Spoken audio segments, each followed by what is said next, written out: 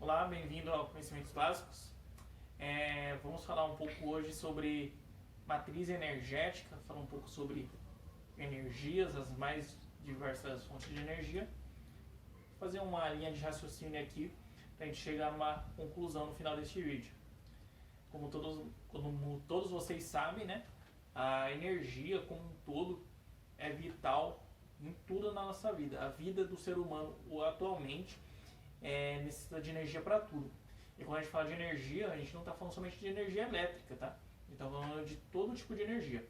Os carros são movidos a energia, os barcos, os aviões, enfim, as indústrias, as operações logísticas, tudo precisa de energia. E essas energias basicamente são energias elétricas e as energias de combustíveis fósseis, como, por exemplo, a gasolina, o diesel, que movem os veículos, as locomotivas, enfim, dentre outras diversas aplicações. Falando de energia, em escala mundial, a gente pode observar que quase 60% da energia do planeta, que é usada no planeta, vem de fontes fósseis, ou seja, petróleo, carvão mineral, que são as principais. São fontes que não são renováveis, ou seja, são fontes que em algum momento vai acabar. São fontes que são finitas. Por exemplo, o petróleo, que muitas das vezes sai dos fundos dos mares, por exemplo, em algum momento essa opção de energia deve acabar, assim como o carvão mineral. Boa parte do mundo utiliza essas fontes e essas são as fontes mais utilizadas do planeta. Inclusive, a maior parte dos países não utilizam energia de hidrelétricas. Para você ter uma ideia, o Brasil é um país, digamos assim, diferente. A maior parte dos países tem energia elétrica, tem luz nas cidades através de termoelétricas, e essas termoelétricas queimam carvão mineral.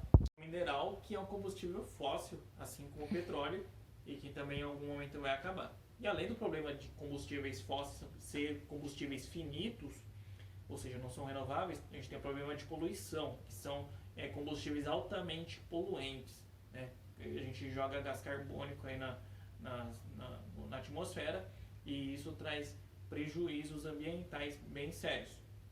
Pois bem, quando a gente olha a matriz energética do Brasil, a gente vê que o Brasil tem uma proporção diferente. O mundo em geral utiliza aproximadamente 60% de energia através dessas fontes, carvão e petróleo.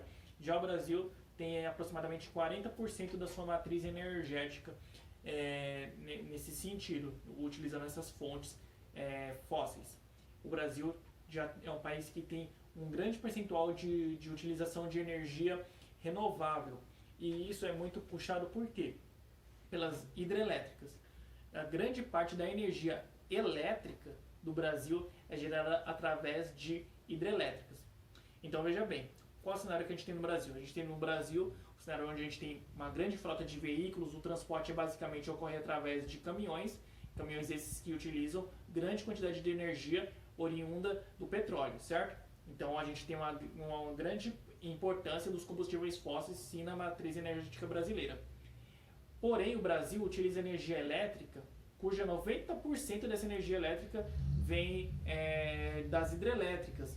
Em contrapartida, o mundo utiliza, via de regra, energia a partir de carvão mineral, queimando mais combustíveis fósseis também para gerar energia elétrica. Já no Brasil, a gente usa 90%, como eu disse, da nossa energia vem das hidrelétricas. Pois bem, isso é bom? Sim, isso é bom porque é uma energia que não é tão danosa ao meio ambiente.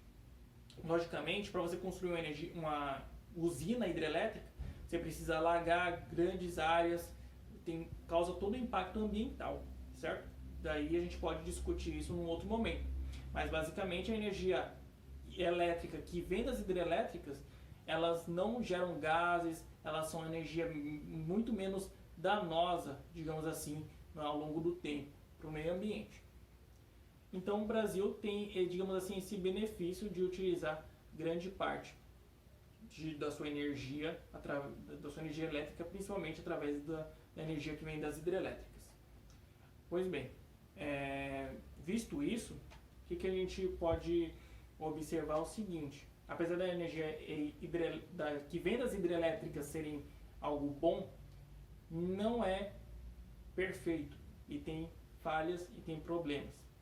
Eu vou mostrar para vocês aí alguns destaques a respeito, algumas manchetes de jornais, onde fala sobre problemas problemas no abastecimento de energia elétrica gerado por secas. E a gente está com a tendência, devido às mudanças climáticas, a ter mais períodos de seca. A gente pode observar que na história mais recente a gente tem tido mais períodos de secas no Brasil, certo? Inclusive, poucos anos atrás a gente teve um período bem sério de falta de água, inclusive aqui no estado de São Paulo, onde a gente teve rodízio de abastecimento de água e tudo mais. E as hidrelétricas, elas são estruturas muito voláteis, muito suscetíveis a mudanças climáticas. A partir do momento que você tem situações de pouca chuva, você tende a ter um problema no abastecimento de energia elétrica e, por consequência, você tem um problema no custo, ou seja, o preço da energia aumenta se houver escassez de chuva.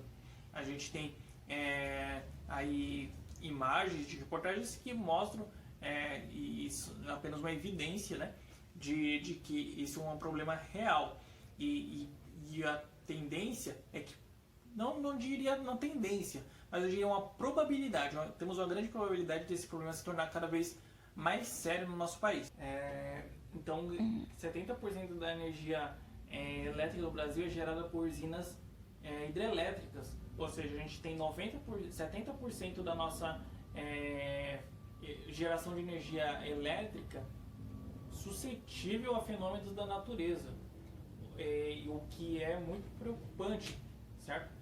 Então, quais são as soluções, as sugestões de soluções para que a gente tenha uma fonte, a gente possa crescer a nossa capacidade energética de maneira sustentável e de maneira segura, sem que a gente fique tão, digamos assim, sujeitos a mudanças climáticas, sujeitos a secas, e a gente não tenha problemas mais graves, além de uma seca por si só já ser um grande problema, a gente também não ter problemas com abastecimento de energia elétrica. Uma das alternativas mais imediatas seria o investimento em usinas nucleares. A gente tem no Brasil 2 usinas nucleares, a Angra 1 e a Angra 2, tem um projeto, se eu não me engano, para a Angra 3, e elas, se eu não me engano, correspondem a 2 ou 4% de toda a energia elétrica do Brasil, e apenas 2 usinas. As usinas nucleares, muitas pessoas imaginam que são usinas extremamente sujas, extremamente perigosas, e isso se deve a acidentes que já ocorreram, né? Chernobyl, tivemos problemas no Japão, em Fukushima. Porém, via de regra, as usinas nucleares são usinas bem limpas, são usinas que produzem um lixo, e esse lixo ele deve ser contido de uma maneira bem regrada, de uma maneira bem segura. Porém, se tudo ocorrer de acordo com os padrões, de acordo com os parâmetros de segurança, são usinas que não produzem poluição e são usinas bem limpas, certo? Porém, as usinas nucleares, como a gente conhece hoje, elas também não são renováveis, porque elas dependem de urânio, e urânio não é um material renovável, então a gente tem um problema. Mas por que eu digo que as usinas nucleares seria uma alternativa a curto prazo, por assim dizer, a curto e a médio prazo? Porque as usinas nucleares são uma tecnologia que o Brasil já domina, então a gente já tem usinas nucleares. Então a gente poderia, nesse primeiro momento, aumentar a nossa capacidade de utilizar usinas nucleares, que são usinas que não são poluentes, elas têm um resíduo que fica contido, elas não jogam poluição no ar, no meio ambiente, isso não acontece, exceto raros casos de acidentes, né? O que a gente tem que trabalhar para que não aconteçam esses acidentes. E a gente tem as usinas nucleares, que elas têm um grande potencial de gerar energia elétrica. Veja bem, a gente só tem 2 usinas no Brasil, e as 2 geram aproximadamente 4% da energia elétrica do Brasil, ou seja, é algo muito significativo. Então a gente pode aumentar o número de usinas e aumentar de maneira muito forte a nossa capacidade de gerar energia elétrica a partir de usinas nucleares, certo? outro ponto importante é que as usinas nucleares são eficientes, elas são estruturas comparadas com hidrelétrica, por exemplo, muito pequenas. São estruturas pequenas e que conseguem gerar muita energia de maneira compactada, de maneira utilizando pouco espaço, certo? Só para você ter uma ideia da questão de poluição, é estimado, existe um estudo sobre isso, que para você abastecer uma pessoa durante um ano com energia nuclear, isso gera um resíduo equivalente, em questões de volume, a uma latinha de refrigerante. Ou seja, você sendo abastecido o ano inteiro com energia elétrica proveniente de uma usina nuclear, você está gerando uma latinha de resíduo. Ou seja, é um número bem pequeno. No seu dia a dia você produz muito mais lixo do que uma latinha de refrigerante, certo? Então, logicamente, é uma latinha de refrigerante que terá que ser contida, terá que ser guardada num ambiente totalmente controlado, mas essa latinha também não vai ficar nos rios, não vai ficar na terra por aí jogado. Não é assim que funciona uma usina nuclear. Isso seria uma alternativa já um pouco mais imediatista, por assim dizer. Qual a minha sugestão e qual a minha conclusão para que a gente tenha energia limpa a longo prazo? Investir seriamente em estudos de fusão nuclear. Fusão nuclear é o quê? Mas você não já falou de usinas nucleares? Sim. Porém, as usinas nucleares que existem hoje e que é a tecnologia que o homem domina, por assim dizer, elas são usinas de fissão nuclear, que é justamente esse método de fissão nuclear que gera esses resíduos que eu estou te falando, que são resíduos perigosos, porém que tem que ficar todos controlados ali, tem toda uma estrutura para controlar esses resíduos. A fusão nuclear é um outro método, um método que o ser humano já consegue realizar, porém não em grande escala. A gente não consegue gerar energia ainda hoje a partir de fusão nuclear. Existem são estudos, né, para já conseguir desenvolver um método para gerar energia elétrica, energia em grande escala, energia para fins comerciais, né, a partir de fusão nuclear. Existe já na China desenvolvimento de alguns reatores, né, e aí nós deveríamos investir mais nisso, investir no estudo dessa tecnologia para que a gente possa, no futuro, né, a longo prazo, conseguir gerar energia elétrica a partir de fusão nuclear. Mas o que é a fusão nuclear? Seria algo perigoso? Se é diferente da fissão nuclear, que é as usinas que a gente já utiliza hoje em dia. Mas e o que seria essa fusão nuclear? A fusão nuclear, basicamente, não vou entrar em detalhes mesmo porque não tenho essa especificidade de informação, mas basicamente é utilizado partículas de hidrogênio. Essas partículas, esses átomos de hidrogênio, elas se colidem de tal forma que geram um novo produto, gera um resíduo, que é o gás hélio. Essa transformação dos átomos de hidrogênio em átomos de hélio dispensa energia, e é justamente através de diversos processos que vai haver numa usina que vai gerar depois energia elétrica. Então, basicamente, o que acontece com gerar energia a partir de fusão nuclear? Tem resíduo? Tem. O resíduo é gás hélio. O que resulta de toda essa operação é gás hélio. E gás hélio, não sei se você sabe, mas é o gás que a gente utiliza para encher bexigas. Sabe, bexigas, essas que ficam suspensas no ar? Essas bexigas são enchidas com gás hélio. Não é um gás perigoso, não é um gás poluente, é um gás inofensivo. E a gente tem uma possibilidade de gerar energia elétrica e ter como único resíduo gás hélio.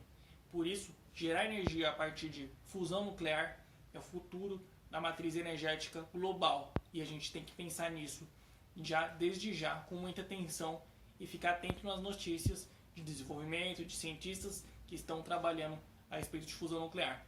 Porque se tudo der certo, se nesse sentido, a gente terá daqui a alguns anos a energia elétrica que a gente vai chegar nas nossas casas, provavelmente virá a partir de processos de fusão nuclear.